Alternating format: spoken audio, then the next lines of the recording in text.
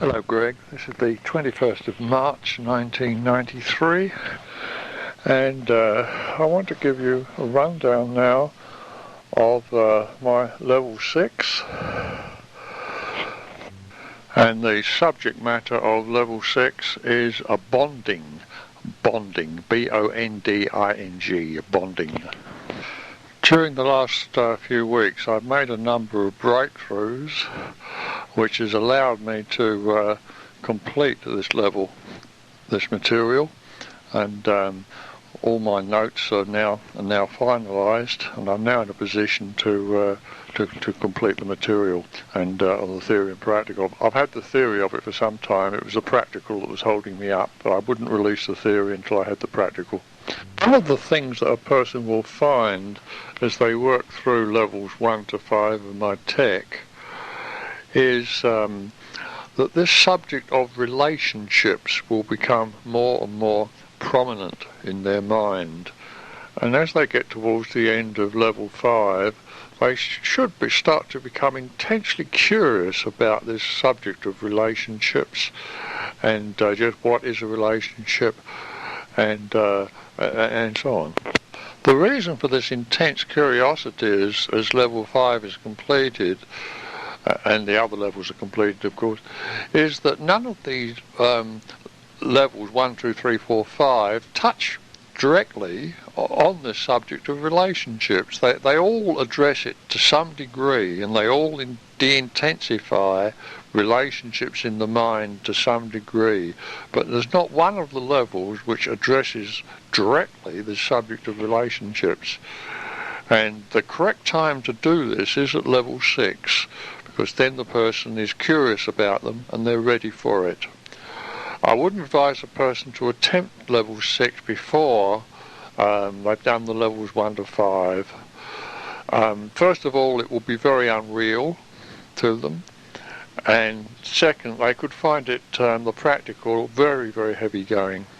Strange thing in our society is that, generally speaking, not much is known about this subject of relationship. You ask the average person what is a relationship, and they'll sort of scratch their head and say, well, it's a sort of relationship. You know, these days you say a relationship, most people think it's something vaguely sexual. You know, that he's having a relationship. Oh, it's sort of something sexual about it. I suppose it gets that way because they can't figure out what else it might be, so it must be something sexual. So first off, we must look at this subject of a relationship and see if we can throw some clarity on it and find out what a relationship is. Now, essentially a relationship is always something that's between two things. A thing cannot have a relationship with itself. So a relationship, it's essentially a connection or bonding between two things, entities or classes. Now that's a pretty good definition of a relationship. It's essentially a connection or bonding between two things, entities or classes. To give you an example of a relationship, there will be the relationship between a girl, say, and the relationship between a person who wears a dress. Now, that clearly the class of girls and the class of people who wear dresses are related, that have a relationship, are related in our society. On the other hand, the subject of the class of Beethoven symphonies and the class of Eskimos' breakfasts aren't related in our society. Those things have no relationship. The determining factor is that is this subject of connectivity, this subject of connection. There's a connection between girls and wearing dresses, and there's no apparent connection between Beethoven symphonies and Eskimos' breakfasts. Now, before we go any further, it's necessary for me to give a few definitions here, otherwise we're going to get just bogged down, we're going to get misinterpretations. So I better start defining. I've already used the word class in this lecture so far, so I better define a class as what we mean by a class. Now, as a class is a group whose members all possess the same quality or qualities. I'll give it that again. A class is a group whose members all possess the same quality or qualities. example, men are a class. You can consider men as a class because they all possess the same quality or qualities. And black beings are a class. There's a class of black beings. They possess the quality of blackness and the quality of beings. So they're black beings. So that's a class. There's a class of black beings and there's a class of men. So they're example of classes. So that's what this mysterious word class means. These definitions I'm giving you are pretty well standard definitions in the field of logic, in their scientific definitions, in the science of logic. I'm sure if you were to refer to a logical textbook, you'd find a much more hairy definitions than I'm giving you, but they boil down to what I'm giving you. They're much more precise. They'd probably be much more precise than textbook definitions would be, but these are good enough for us.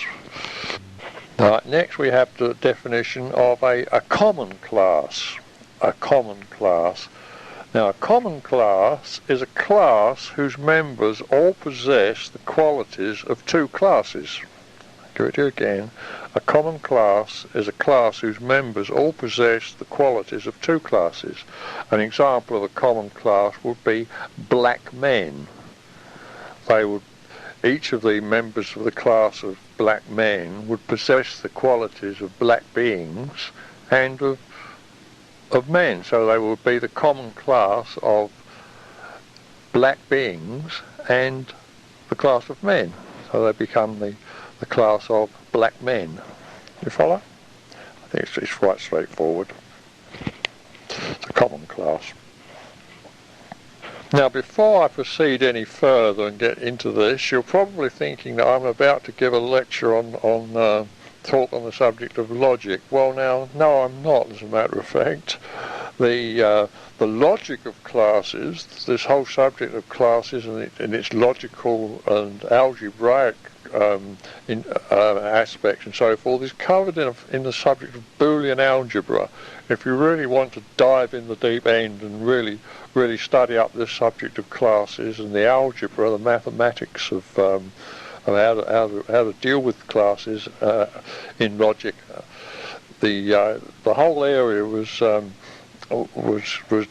discovered and worked by the great English mathematician George Boole about 1850, and he came up with his algebra, which is a very, very simple algebra, it's the algebra of classes, and that's the algebra you need to look at if you want to become an expert on the subject of classes and how to manipulate them mathematically. But no one who's doing this tech needs, for God's sake, to study Boolean algebra. It's quite unnecessary. The material I'm giving you here is quite sufficient for our purposes. I'm giving you all the definitions and all the material that's necessary for our purposes. You don't have to go dashing off to the library and digging out books on Boolean algebra, unless of course you want to. Okay, so much for that. Now I've given you the definition of a common class. Now just the next definition we have is a null class. That's spelled N-U-L, null. Null comes from the Latin nullus, meaning not any. Null class. Now a null class is a class having no members, an empty class. Give it to you again. A null class is a class having no members, an empty class. E.g., green cats. Green cats, they're a null class. There aren't any green cats, as far as I know. I've never come across one, and I've never heard of anyone else coming across a green cat. Cats don't come out in that colour. So green cats are an empty class. Cats are a class with members in. It's a class of cats.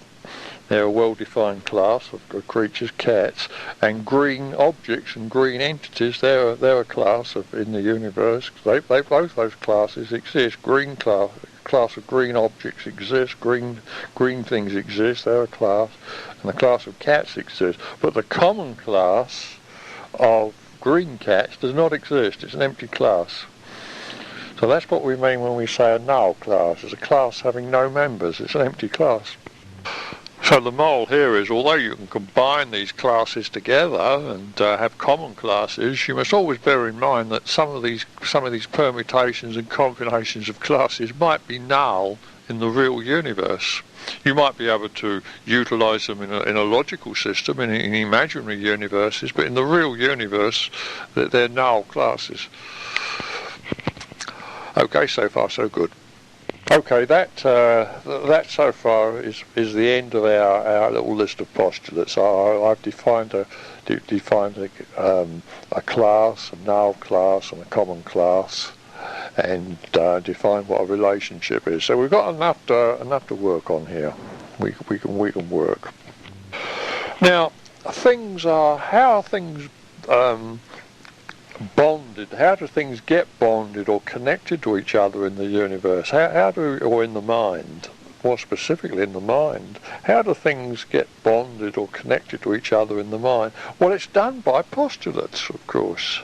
They're a particular type of postulate. They're a bonding type of postulate. They're a bonding postulate.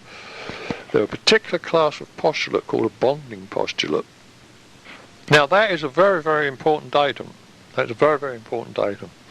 You'll find that a large part of childhood, the child, when he learns and discovers things about the universe around him, he's discovering these relationships that exist between things around him. And he discovers these relationships by making these little postulates and putting these little things together. He sees this is connected to that.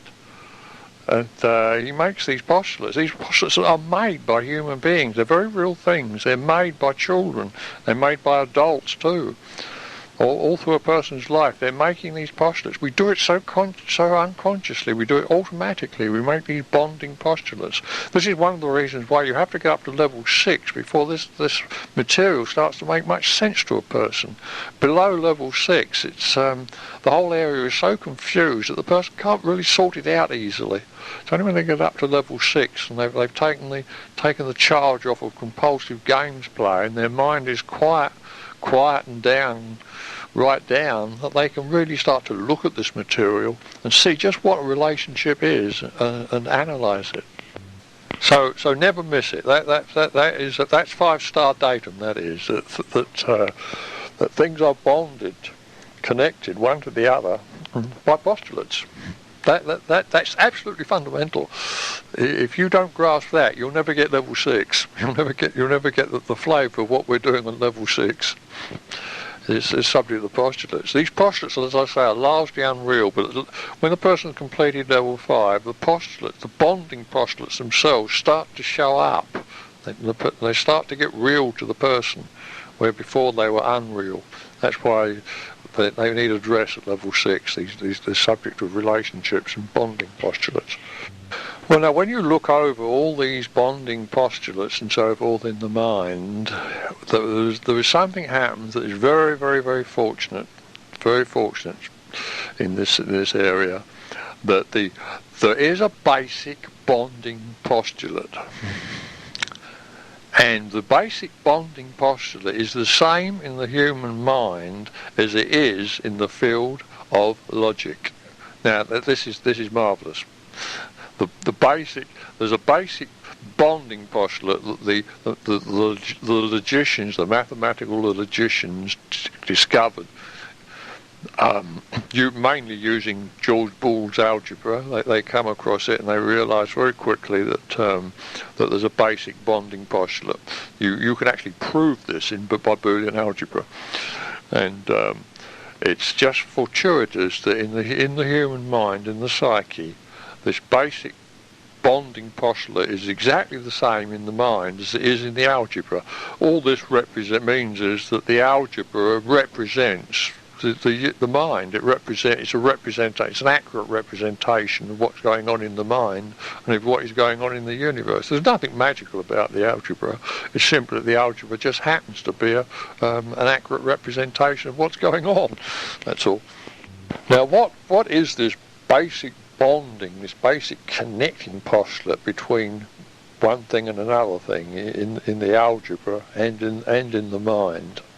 Well, the postulate is in its most basic form, and in its most concise form, is the postulate if A, then B. Give it to you again. If A, then B. Now, what does that mean, if A, then B? Well, first of all, it's a conditional postulate. It's conditional in the sense that it doesn't imply that A exists, and it doesn't imply that B exists. It simply says that if A exists, then B exists. That's what the postulate means. That if A exists, then B exists. And the postulate is if A, then B. Another way to look at the postulate is to say it means that every time we see A, we also see B. That's another meaning of the if A then B postulate. Now, the postulate may show up in the form of all A's are B's.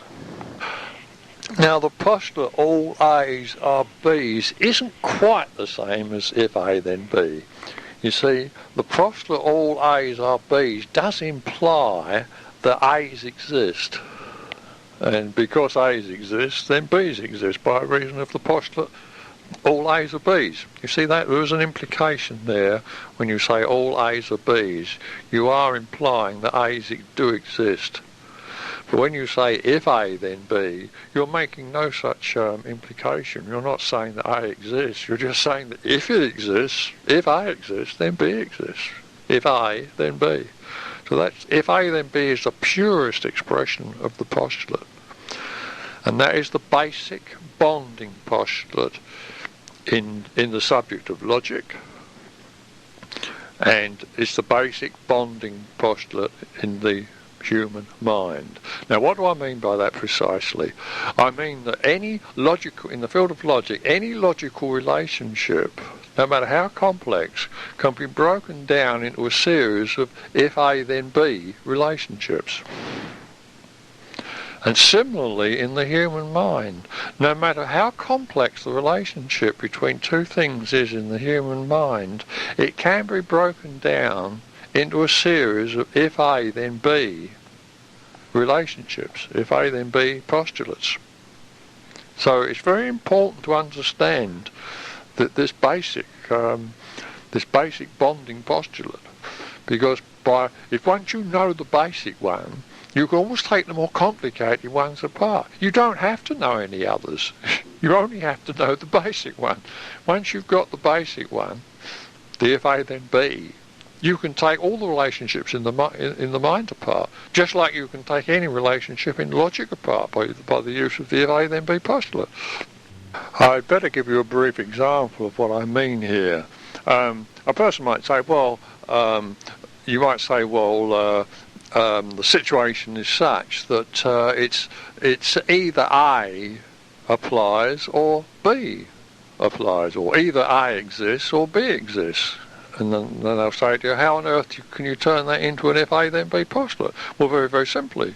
If the situation is one where either A exists or B exists, then the postulate, the if A then B type postulate, is if not A then B.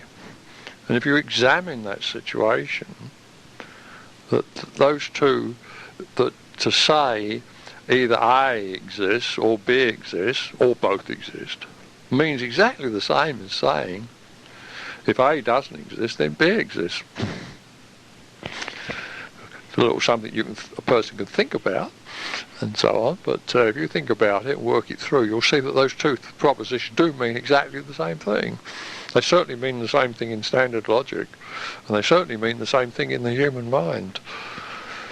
Okay, so the if A then B type postulate is the basic building block on the subject of relationships. You can build up any relationship in the mind, any relationship in logic, using that basic building block. It's not immediately apparent. It's easily provable in logic, in the science of logic. It's not immediately apparent, but it is so. It is the way it is. Now, what is the immediate effect of an if A then B postulate? Now we should know this. We should know this very, very clearly. What is the immediate effect of making an if A then B postulate? What effect does it have on the classes? I mean, to make this postulate is a causative action. It's causative. You're causing something to happen when you make an if A then B postulate. And what are you causing to happen? Well, the effect is, it has the effect of making the common class of both A and not B into a null class. I'll give you that again. The effect of making an if A then B postulate is to make the common class of both A and not B into a null class. I'll give you an example of that. Now, if all crows are birds, then the common class of crows and non-birds is empty. You see that? That's a situation where we have if crows then birds maintains, or all crows are birds maintains, then this common class of crows which are non-birds is a null class. It's an empty class. And it's true in this universe, all crows are birds. And it's equally true in this universe that this class of crows which are non-birds is a null class. There aren't any. It's an empty class. You can ransack this whole universe and you'll never find anything in the class anything in the class that's both a crow and a non-bird. There aren't any. Because all crows are birds, you see. So the effect of the if A then B postulate is to make the class of A and non-B into a null class. And that is its effect. And what is more, that is its only effect. Repeat, only effect. The making of the if A then B postulate has no other effect than rendering the common class of both A and not B into a null class. That is its only effect. That is its effect, and that's its only effect. As a scientist would say, making an if A then B postulate is a necessary and sufficient condition for rendering the common class of both A and not B into a null class. That is the way a logician might express it. Now, the if A then B postulate is called a single bonding postulate, or a single bind, B-I-N-D, bind, because it bonds A to B, i.e. every time we see A, we see B. It's a single bonding. We call it a single bonding or a single bind. Now let me see if I can give an analogy of the if A then B postulate, something that will stick in people's minds so they'll grasp it. Let us imagine that we live in a town and there's a couple of men who ride on a tandem bicycle. There's B, who rides at the front of the bicycle. He always rides at the front. And there's A, he always rides at the back of the tandem bicycle. And we go out and walk around the town, and we sometimes see that we see them go, A and B go past on their tandem bicycle. Well, whenever we see them go past, B's always at the front doing the steering, and A's always at the back. Now, sometimes when we go out and walk around the town, we see B going around on the tandem bicycle by himself, and the back end of the tandem is empty. There's no A there, but we see B going around the town by himself on the tandem bicycle. Now, the one thing we can't ever see is A driving this tandem bicycle, because to do so he would have to be driving it from the back seat. And you can't ride a tandem bicycle from the back seat. And as A only occupies the back seat, we never see A alone on the tandem. So the situation is that we see either both A and B, with B at the front and A behind him, both of them on the tandem going around the town, or we see B going around without A, or we don't see either of them. We never see A going around alone. Now that gives you an analogy of the effect of the if A then B postulate. The if A then B postulate simply guarantees that every time we see A, we see B. But we might see B by itself without seeing A. See that? Might see B by itself. It tells us nothing about that. It puts no constraints on B at all, the postulate.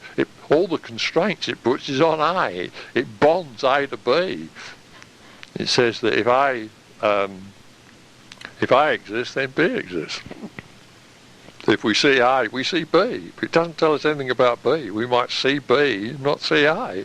We might not see B and not see A.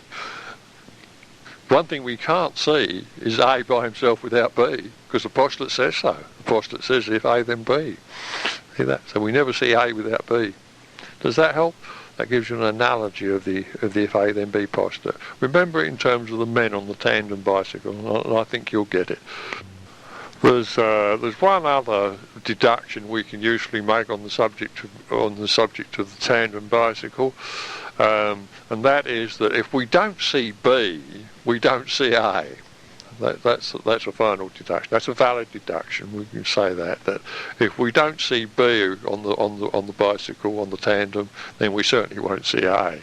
B's got to be there, in other words, before we see A. Right, now next, it's necessary for us to nip in the bud any ideas a person may have that the if A then B postulate implies any causation between A and B. It does not imply that there's any causation between A and B or between B and A. It is simply a relationship. It does not imply a causation. The only causation involved in this if A then B postulate is when the person makes the postulate. That is a causative action, and that is the only causation involved. There's no other. It doesn't imply that A is causing B or that B is causing A or any other combination of causations in the situation. It's absolutely vital to understand that. It's not a causative postulate. Making the postulate is a causative action, but the postulate itself is simply a relationship postulate. It's a pure relationship postulate. So it's necessary to get that very, very thoroughly, that it does not, the if A then B postulate does not imply that A is the cause of B or B is the cause of A. It is not a causative postulate. It doesn't imply any causation between A and B. Okay, we're getting along fine here, and the next there's one more definition we need at this point. It's a good time to introduce it, and this is the definition of what is called a set. S-E-T, set, a set. Now a set is a group of classes whose sum constitutes a universe. I'll give it to you again. A set is a group of classes whose sum constitutes a universe. Now, an example of a set would be the class of men plus the class of non-men. Now, whichever way you chop up the physical universe in which you live, whichever way you look at it, you're going to have to be forced to conclude that you can divide this universe up into the class of men and the class of non-men. In other words, everything in the universe is either a man or it's a non-man. And similarly, you can divide this universe up into women and non-women. And you can divide this universe up into coal heavers and non-coal heavers, and so on ad infinitum, or near infinitum. Do you follow me? That is a set. That's the set. Is a group of classes whose sum constitutes a universe. And the basics, the absolute basic set is a class plus its negative, like men and non-men. That is the basic set. Okay, so much for sets. It's quite a simple concept to grasp. Now we get into this very, very important subject of bonding and the relationship between bonding and freedom. Now we already know from our theory that all of freedom lies within the class of freedom of choice. All of freedom is within the class of freedom of choice. But there's a definite relationship in the universe or in life, in the mind, between the subject of bonding and freedom. And what is that relationship? Well, the relationship is that any bonding is a limitation of freedom of choice. Give it to you that again. Any bonding is a limitation of freedom of choice. Now let me give you an example of that. Now the full freedom of choice in the A-B set, that's the set of the class of A and the class of B.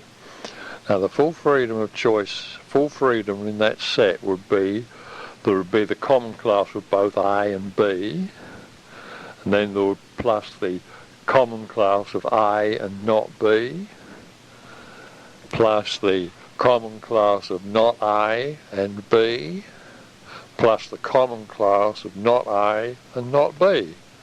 As those four classes together constitute the A-B set. You see, everything in the universe would have to be in that set. No matter what we specified A and B as, we could specify A as a king and B as a coal heaver. But if no other postulates were made, then we would have specified every object in the universe would be in one or other of those four classes. Simply because the definition of a set. You see, when I define the set as a class plus its negative constitute the whole universe. So I just give it to you again, the full set there, the full freedom in the A-B set is the class of both A and B, plus both A and not B, plus not A and B, plus not A and not B. That's the full freedom of choice. Now the imposition of the postulate, if A then B, reduces the class of both A and not B to zero. In other words, it turns the class of A, both A and not B, into a null class, and so reduces the A-B set down to both A and B, plus both not A and B, plus both not A and not B. There's only three classes. We've now dropped the class A and not B, because that is now a null class. It's an empty class. So the freedom has been reduced. We've lost something. We've lost a class, you see. So the freedom of choice. Now, if one is a being occupying classes, where one had the full freedom to occupy any one of four classes, one is now can only occupy three classes, because the fourth class has been reduced to a zero class, an empty class. You can't be in that class, mate, because there isn't anything in there. And why isn't anything in there? Because you postulated that it's empty when you postulated if A then B. That reduces the common class of A and not B to a null class. Get it? So that's the relationship between bonding and freedom. Every time you make an if A then B postulate, you've reduced your freedom. And every time you get someone else to subscribe to an if A then B postulate, you've got them to reduce their freedom. Tricky, isn't it? It's a sneaky one, isn't it? Nobody would suspect this until they examine it. That here is how you can lose your freedom.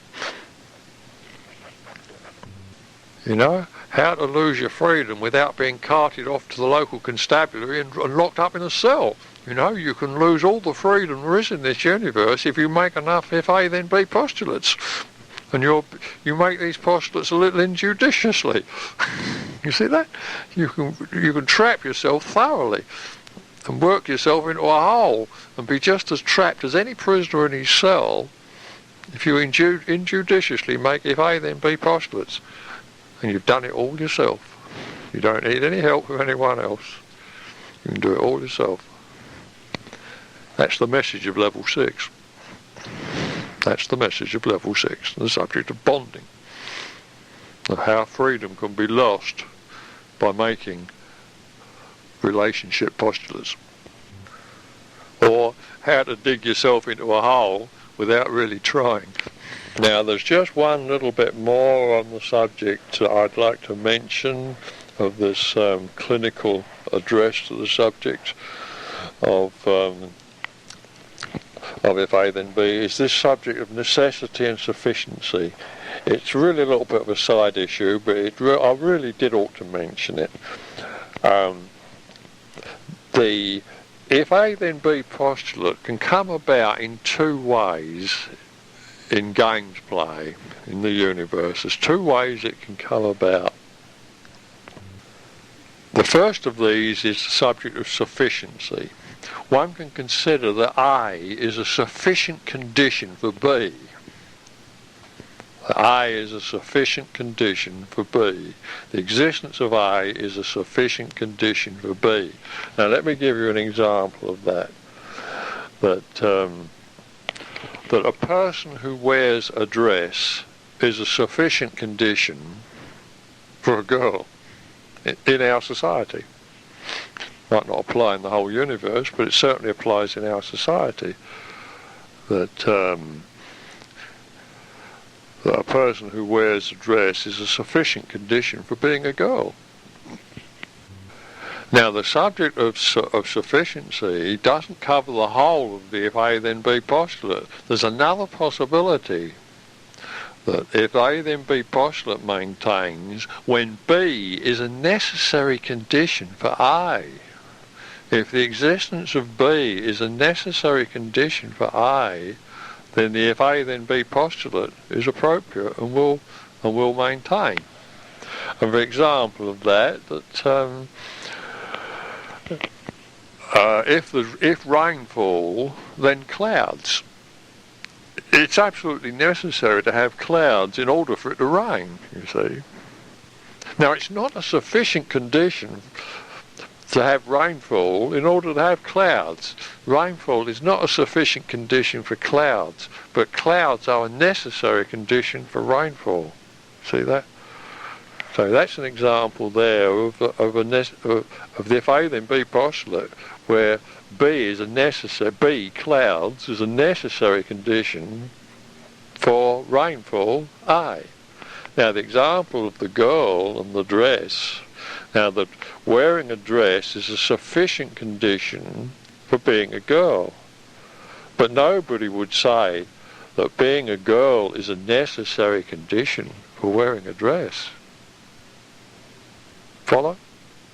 So that is an example, the dress and the girl is an example of sufficiency, but it's not an example of necessity. You see that? Now, these concepts of sufficiency and necessity are very, very germane to the subject of the if A then B postulate. The if A then B postulate only shows itself in those two forms.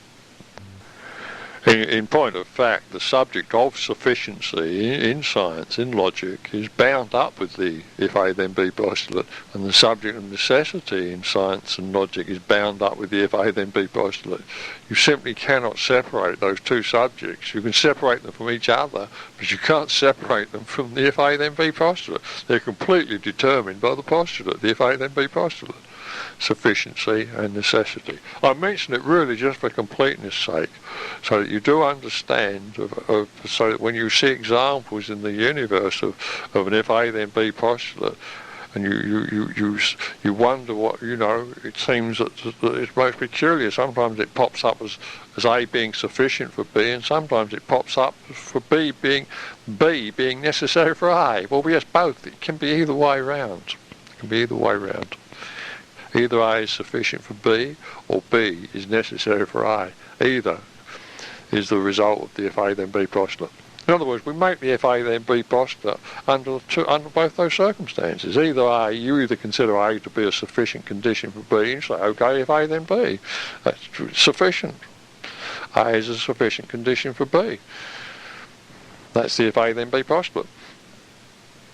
Or we look at the situation and say, well, B is absolutely necessary, it's absolutely vital to A. Okay, it's an if A then B postulate. See that? Now, which comes first, the sufficiency or necessity or the postulate? Well, the postulate comes first. You see, the postulate, the if A then B postulate, creates the sufficiency or creates the necessity. But it depends on the circumstances which way round it applies, you see. The postulate comes first, I can assure you. The postulate is the senior thing. Without the postulate, without the if A, in other words, without the if A then B postulate, there can be no such thing as the subject of necessity and no such thing as the subject of sufficiency. Before I go, I'll press on to slightly more advanced aspects of this. I'd like to talk about this subject of establishment. Establishment. It's a very important subject in human relationships, particularly in childhood. Now, the datum here is that we establish things in games play, in life and games play. The thing we establish a thing by bonding it to something which is already established. It happens all the time in games play. You know, we see we see a person act as an agent for a more established organisation, and he finds that he can operate better by becoming an agent rather for the established business than he can by trying to set up as himself in that line of business. So there he is. He's establishes himself by bonding himself to this other entity which is established. So establishment is achieved by bonding yourself to something which already exists with an if A then B postulate. In other words, you can establish A by bonding it to B, providing B exists. The subject of establishment is also the subject of you find in name dropping.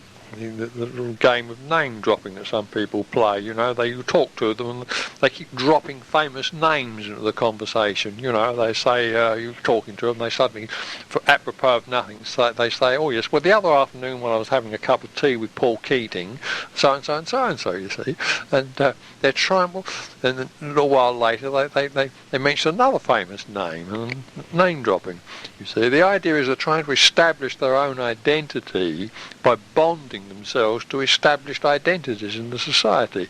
You see, it's an application of the if A then B postulate.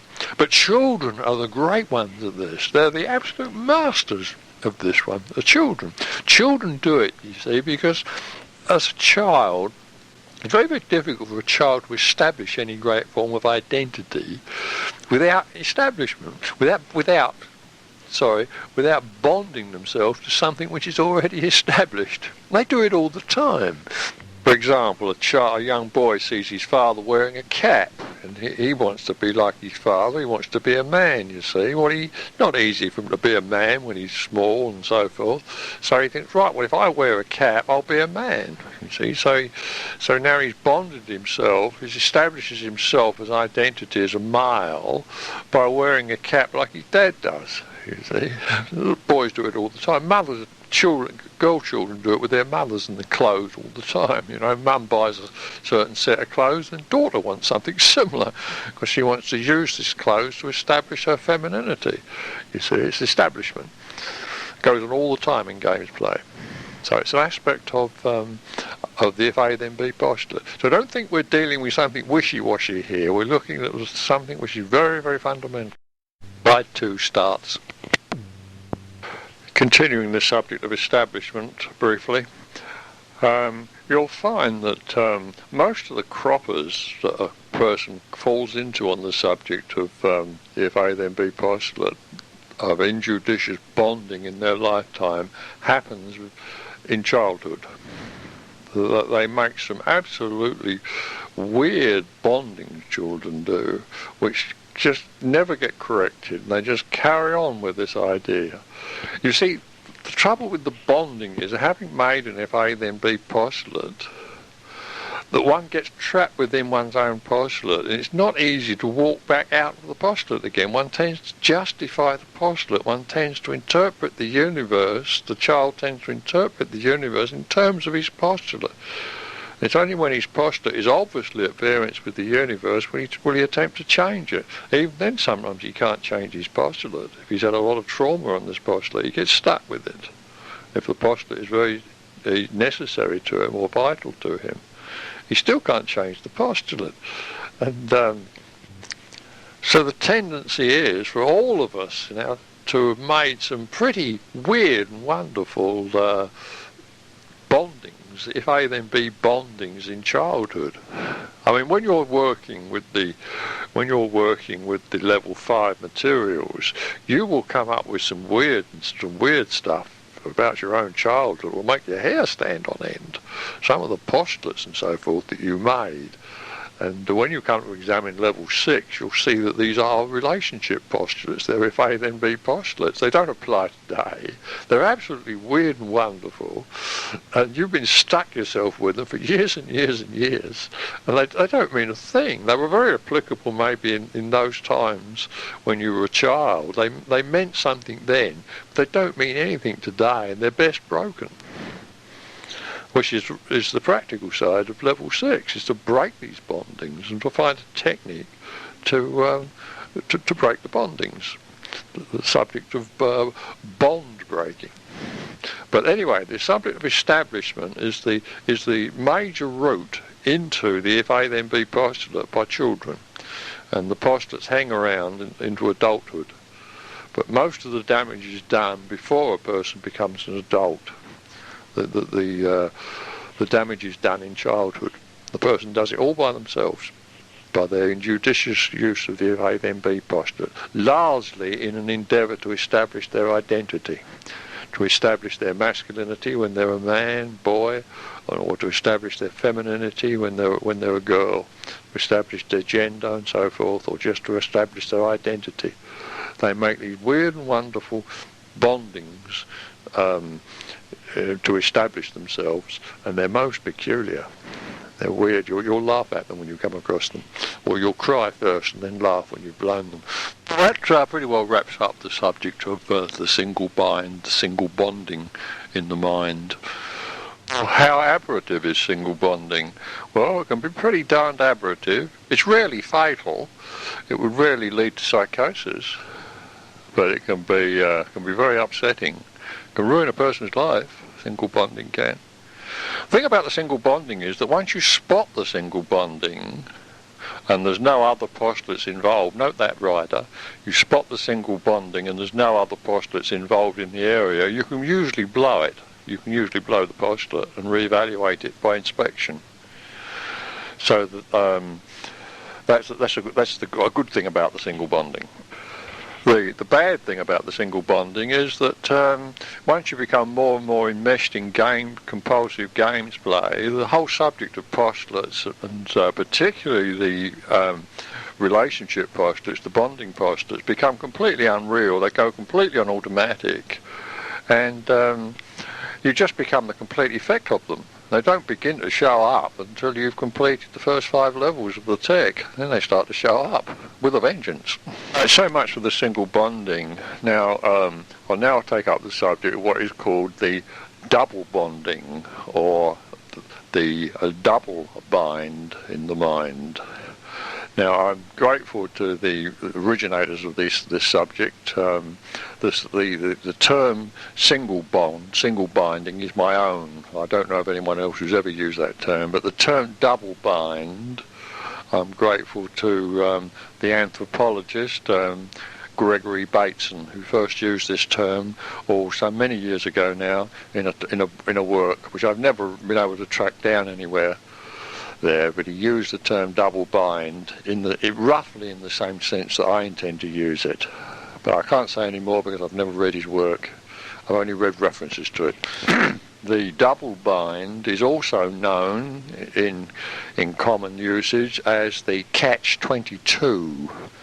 Now, the term catch-22 comes from the novel of that same name by the American author Joseph Heller, who wrote the novel in the mid-1960s. It's a very good novel, very, very amusing novel, one of the best novels that came out of that period, Catch-22 by Joseph Heller. That's how we get the word Catch-22 in the language. Now, straight away, what is a double? What is a double bind? Well, simply a double bind is a single bind plus its reverse. In other words, it's not only an if A then B postulate, it has the additional postulate of if B then A. So we can define a double bind as an if A then B postulate plus an define a double bind as an if A then B postulate plus an if B then A postulate. When we make a double bind, we're not only saying that every time we see A, we see B, but we're also saying that every time we see B, we see A. Logically, the effect of the two postulates is to make A equivalent to B in the mind. That is the effect.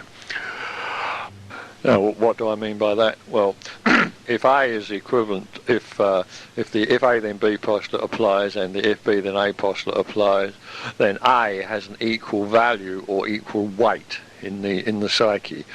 That they become virtually identical to each other. Logicians, as a rule, are very coy about this use of an equal sign in this context. They usually prefer the word equivalent, and they're no doubt right, because obviously the truth of the matter is that no two things in this universe are really identical, simply because they occupy different positions in space. So they're not really identical, but they can certainly become equivalent in the psyche. They can become, to all intents and purposes, identical in the psyche, as far as the person, as the subject, is concerned. The effect of the if A then B double bind is to not only reduce the common class of A and not B to zero, but it also reduces the class of B and not A to zero. This now reduces the A-B set down to both A and B plus both not A and not B. So there's an enormous reduction of the set. Now, unlike the single bonding, the if A then B postulate, which can be upsetting, embarrassing, and so on, the double bind can be deadly. It is, when I first wrote up my notes on the subject of the double bind, I called it the double lock on the mind, and that is no exaggeration of the power of the double bind. Once a person has postulated a double bind, without therapy, without an understanding of what's going on, their chances of ever getting out of that double bind are just about zilch. It is truly a double lock on the mind. That is to say, if you really want to reduce your opponent to complete impotency in games play, set it up so that he postulates himself into a double bind. If you can achieve this, then he's gone. He's finished. He's now dug himself a hole and buried himself in it completely. He's gone. Ron Hubbard, in his early researches of Dianetics and Scientology, was always talking a lot about the A equals A mechanism of the reactive mind. Well, Ron was no logician. For all his great attributes, he knew very little about logic, but he did know there was an identification factor here in the reactive bank. Well, this identification factor in the reactive mind is the double bind. And the double bind is the A equals A mechanism in Dianetics and Scientology. The two are, that is the phenomenon that Ron was talking about when he talked about A equals A in the reactive mind. He was talking about the double bind, but he didn't know sufficient about logic, and he hadn't analysed it out completely. I've now got the data out. This is what we're talking about now when we're talking about the double bind, is the A equals A of the reactive bank itself. Let me give an example of a double bind, and perhaps you'll understand the power of the mechanism. A young man goes and applies for a job, and he's just left school, goes and applies for a job, and is told that he can't be given a job because he's inexperienced. So he then asks the interviewer, he says, well, how can I gain experience? And the interviewer says, well, the only way to get experience, of course, is to get a job, which we can't give you because you're inexperienced.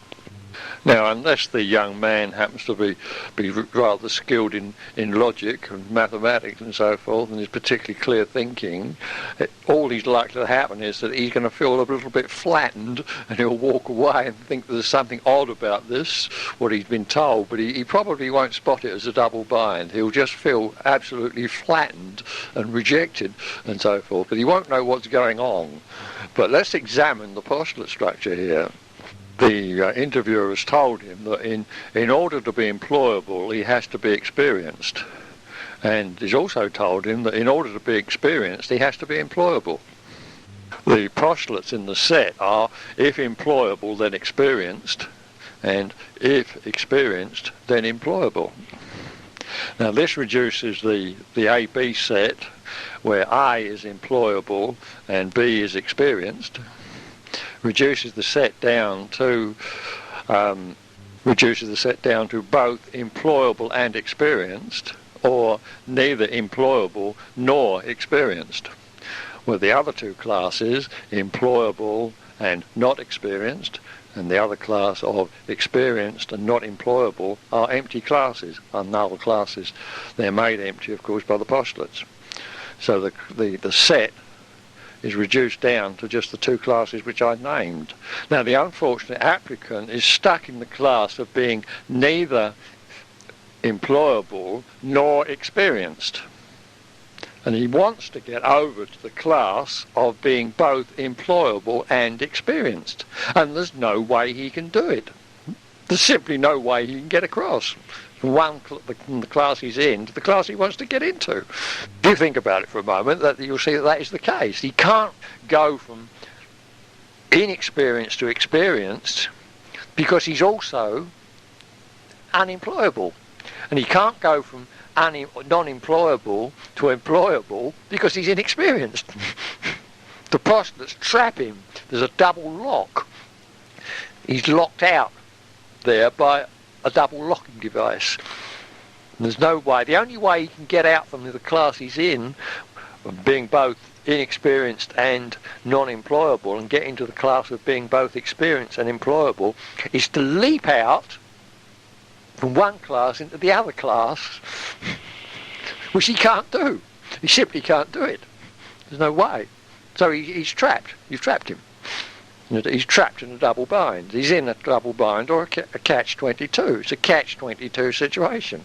He just goes round and round it like a rat in a maze. How do I get employed? How do I get a job? Well, I need experience. Well, how do I get experience? Well, I have to get a job. But how do I get a job? Well, the only way to get a job is to get some experience. But I can't get experience because I haven't got a job. I can't get a job until I get some experience. He just goes round and round like a rat in a maze there. But there's no way he can get across from one postulate to the other. You see, it's a deadly device, the double bind. It's a deadly device. The double bind, the catch-22. How could this young man resolve this enigma? Well, the easiest way would be to do the practical of level 6. When he backed up the practical of level 6 to this situation, he would realise that that the postulates are, if employable, then experienced, and if experienced then employable. There's something odd about these postulates. And particularly, there's something odd about this postulate of if employable, then experienced. Now that postulate happens to be false in our society. There's a lie in that postulate. That postulate is false. If you think about it for a moment, the postulate, if employable, then experienced, if that postulate was true, then no one would have a job. You see that? If everyone has to be experienced before they can become employable, then no one would have a job, because by necessity everyone is inexperienced when they start their first job. You see, so the postulate is a lie. It's false. So once you realise that postulate is false, the double bind collapses. You see that the thing is just, the lad would realise, the young man would realise that they're just having him on. The whole thing's just a catch-22. He's just had a lie, he's just been sold a lie, and he'd be out the trap. You see that? But he would have to do the level 6 to do it, to get out of the double bind. He'd have to break those postulates. One way or the other, he'd have to break those two postulates, or at least one of them would have to be broken. If he breaks one of them, then he's left with a single bonding. But when he's left with a single bonding, he's broken the double bind. So, and to break both of them, of course, he's regained his full freedom of choice in the situation. The double bind, the catch-22, can show up in a number of guises. A person can come up to you and say, in this matter, you're either with us or you're against us. Now that sounds innocuous enough, but as a matter of fact, it's a double bind. He's handing you a double bind on a plate. If you agree that with this situation that you're either with him or against him, then you've bought the double bind and you've trapped yourself. Because when he says you're either with us or against us, he's denying you the freedom to be both with him and against him, and he's denying you the freedom of being neither with him nor against him. He's insisting that you be either with him and not against him, or against him and not with him. Follow? So it's a double bind situation, one to be wary of. So the double bind can show up in many, many guises, many, many areas of life.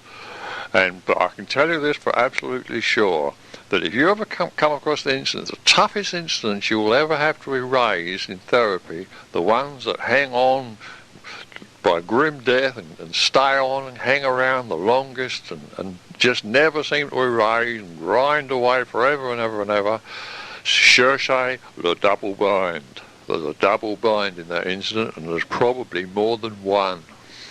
That's why they hang fire, and that's why you can't free the incident, because of the double bind. And that is why you can save a lot of time by applying level 6 to a situation like this. Oh, you'll reduce it by level 5. You'll reduce the thing. You'll knock it into a cocked hat with level 5, but you'll never understood exactly what went on in that incident. You'll need level 6 to take the double bind apart to see just why that thing was so damned upsetting to you. Even though level 5 will take all the charge out of it and erase it, you'll need level 6 to understand the incident, to fully understand the incident.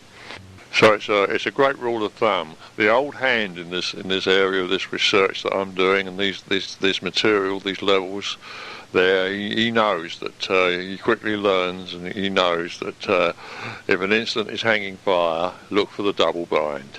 Look for the cherchez le double bind is the message.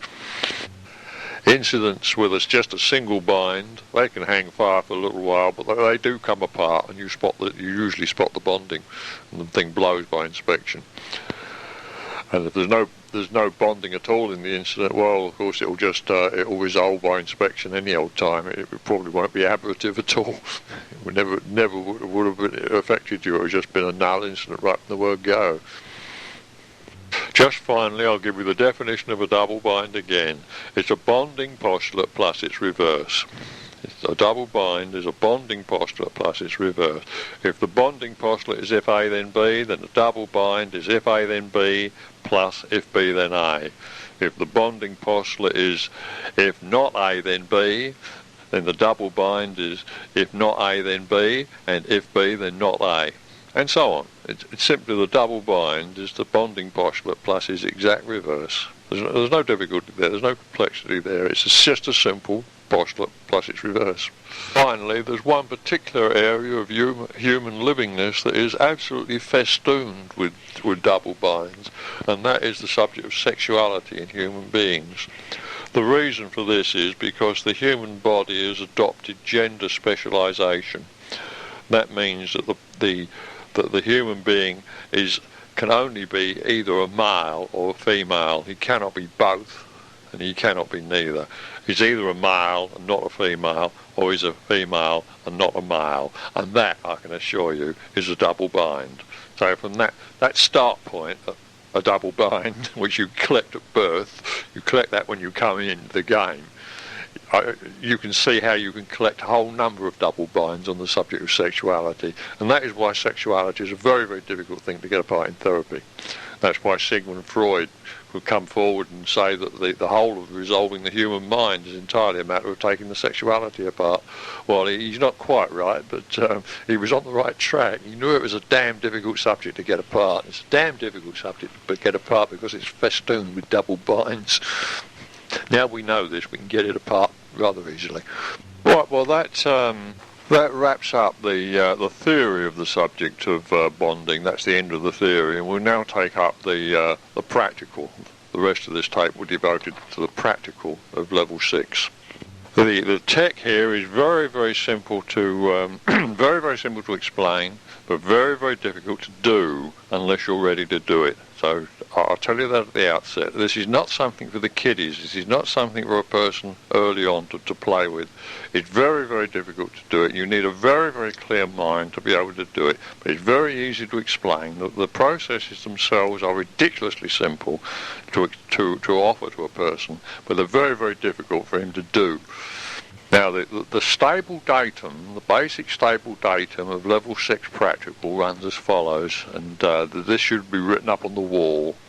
There it goes, quote, "A bonding is broken and its bonding postulate erased by putting members into the common class that the bonding postulate renders null." I'll give it to you again. "A bonding is broken and its bonding postulate erased by putting members into the common class that the bonding postulate renders null." Now that was the breakthrough I made. Until I had that postulate, that understanding that I've just spoken of, I couldn't round out level 6. I've tried for a number of years now to wrap up this subject of bonding. I've had many, many techniques from the practical side. None of them have been completely successful. I needed that datum to come up with a very, very simple technology which does the trick. And I've now got that technology from that datum. You see, we know that every bonding postulate brings about it manufactures a null class. We know that. If the bonding, we can represent the bonding postulate as if A then B. That's the class of bonding postulates. We'll represent them as if A then B. And when that postulate is made, it renders the class of both A and not B an empty class. And all we have to do in practical is to get the pre-clear, the clear or what have you, the subject, to look at this class of both A and not B. It's empty in his mind. His postulate makes it empty. And all we've got to do, we've got to get him to put things into this class and see that this class can have members in it. Once he sees that this class can have members in it, he'll stop creating the if A then B postulate. You see that? While he creates the if A then B postulate, the class is empty. But once he sees that the class can have members in it, he sees there's something odd about his postulate. He sees his postulate is false. He says, good God, this postulate's crazy. This class can have members in it. Therefore, my postulate must be false. And he'll stop making the postulate. Once he makes the postulate, the bonding postulate's broken, and we've done the trick. You see that? Now, there's one other thing we do while we're working here with this.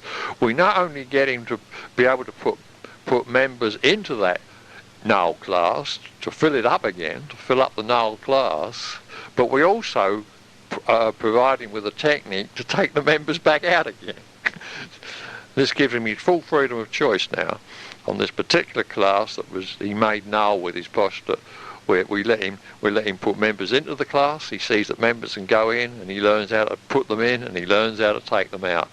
And we've given him now his full freedom of choice as far as that class is concerned. In his own mind, he can have it empty or he can have it full. He can fill it up to his heart's consent, and he can now empty it to his heart's content. His full freedom of choice is restored, and that class now is all the charge has gone off that class, and more importantly, the bonding postulate is broken.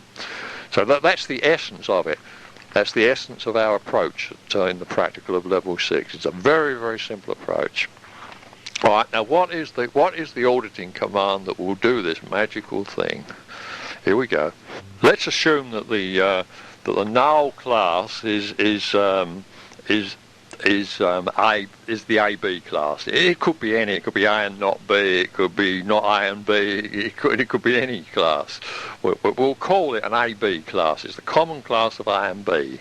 Got that? We'll just say that. We'll call it that as a symbol, so to recognise while we're talking about it.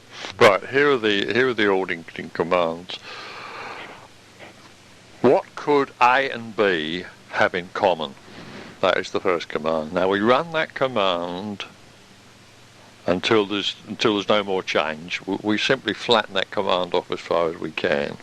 There may be long com lags on it. You may have to think about it for hours, days, or weeks. But that's the one that puts things back into the AB class. You see, the AB is the null class, and we want to put some things back in it. So we say, what could A and B have in common? It's a creative process. It's not a recall process. It's a pure creative process. So it's quite unlimited in application. It's creative. A person has to imagine things. It's an imagination type of process. What could A and B have in common? So we run that as far as we can so there's no more change. All the semantics, if any, have gone and the person's feeling fine about it. Then we run, what could A and B not have in common? What could A and B not have in common? Now that command, what could A and B not have in common, we run that again until there's no more change. Now that command puts things, that command takes things out of the AB set and starts to empty it again. You see, we're doing the reverse, taking things out of the AB set. That empties the set. So that's the second command. We run that until there's no more change. Then we go back and run what could A and B have in common. We run that some more to see if that's charged up again. When that's gone null, we then go back and run what could A and B not have in common, and we null that until there's no more charge on either of them. We run plenty of RI liberally, because it can be quite tough on RI, this one can, particularly in the early stages until you get used to the process. So run plenty of RI liberally. And that is essentially, that's the way it's done at level 6. There isn't any more to level 6 than that. Those two commands are sufficient to do the trick. Now, to finish off this tape, I'll give you an example of how you would run this in therapy on a person. We've got a person who's run through the therapy, they've completed all their levels, and they've arrived at level 6, that they're feeling very, very good about things, that their meters, you know, that they're running, showing clear on the meter and have been for some while. They went clear at level 3 probably.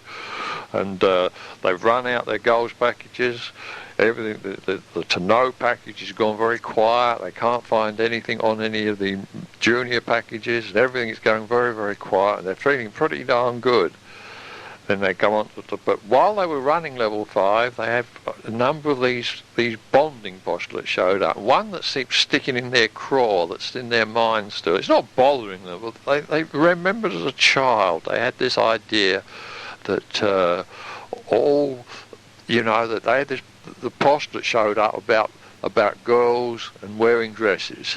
That all those who wear dresses are girls, and he had the other side of it, and all girls wear dresses.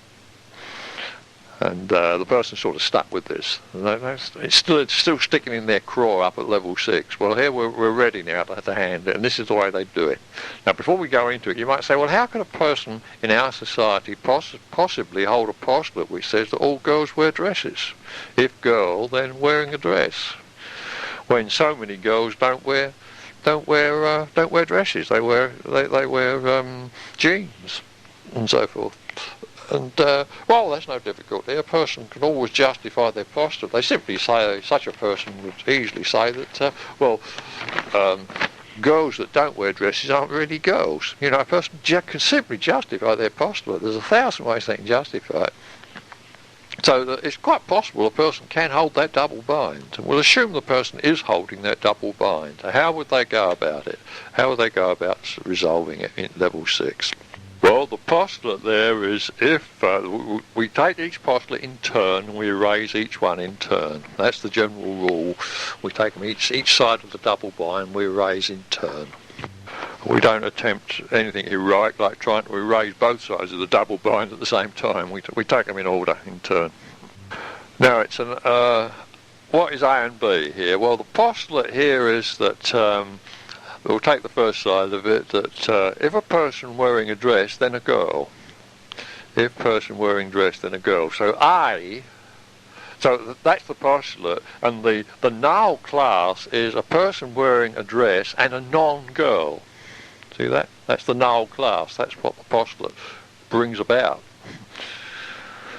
So the class we've got, the null class this person is stuck with is the class A, a person wearing a dress, and the class of a non-girl. That's the common class that's null, and that's the one we've got to we've got to populate that class. So we ask him, what could a person wearing a dress and a non-girl have in common? That would be the first auditing command. What could a person wearing a dress and a non-girl have in common? And we just wait for the comlag. And as the person struggles with their postulate, and eventually they start to fill it up. And we run it there, and then when that's gone null, we then say, what could a person wearing a dress and a non-girl not have in common?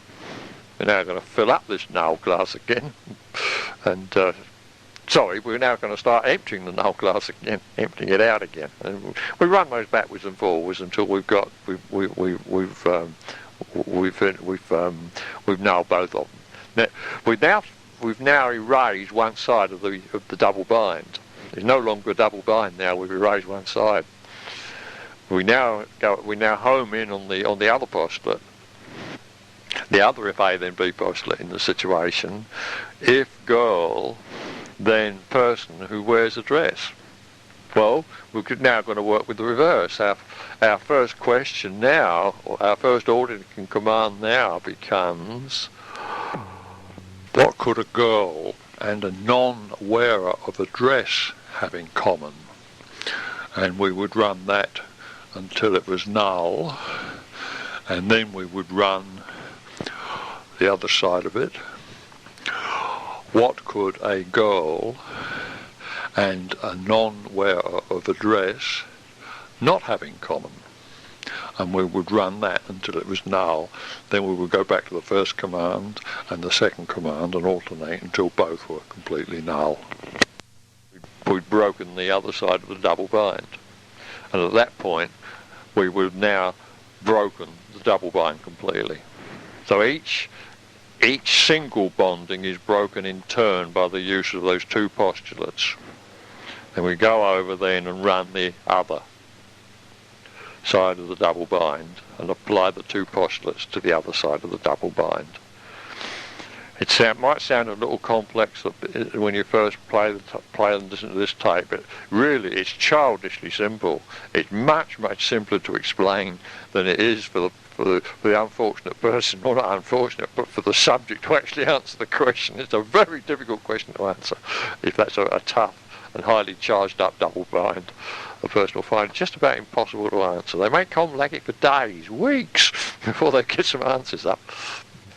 But you can take it from me. This is the best process. It's the most precise process, it's the most accurate process, and it's the most elegant process to do the job.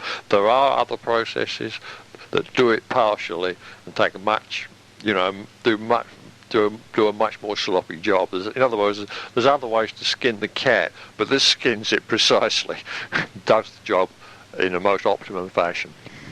So there's the example there of how you would apply this to a double bind situation.